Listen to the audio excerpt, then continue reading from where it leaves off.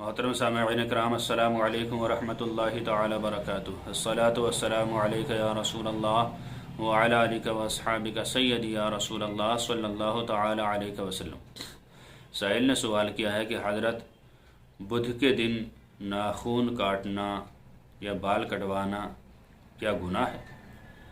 دیکھیے حضرات، بدھ کا دن ہو یا اور دیگر ایام ہوں، سب دن اللہ تعالی کے بنائے ہوئے ہیں۔ قرآن و حدیث میں ایسی کوئی بات نہیں ملتی کہ اس طرح ناخن کاٹنا یا بال کٹوانا یہ گناہ ہے۔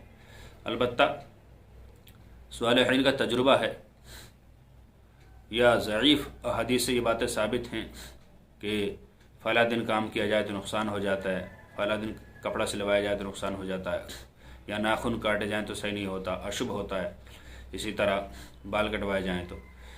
بدھ کے دن ناخن کاٹنے میں کوئی حرج نہیں ہے۔ اگر آپ کو ضرورت ہے، آپ کے ناخن 40 دن سے اوپر نکل گئے، بڑے ہو رہے ہیں، اچھے نہیں لگ رہے ہیں، تو انہیں بالکل کاٹ سکتے ہیں۔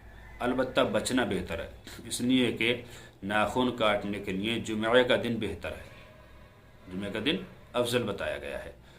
بدھ کے دن ناخن کاٹے جائیں تو کوئی گناہ نہیں ہے، لیکن خطرہ ہے کہ کہیں برس کے داغ نہ ہو جائیں، سفید داغ نہ ہو جائیں، یہ خطرہ جتایا ہے ہمارے اسلاف نے۔ اور جمعہ کے دن ناخن کاٹنا افضل ہے۔ اور بالوں کے لیے تو کوئی روایت ضعیف بھی نہیں ملتی کہ بدھ کے دن نہ کٹوائے جائیں۔ جس دن آپ کو موقع ہو، ٹائم ہو، اس دن آپ بال کٹوا سکتے ہیں۔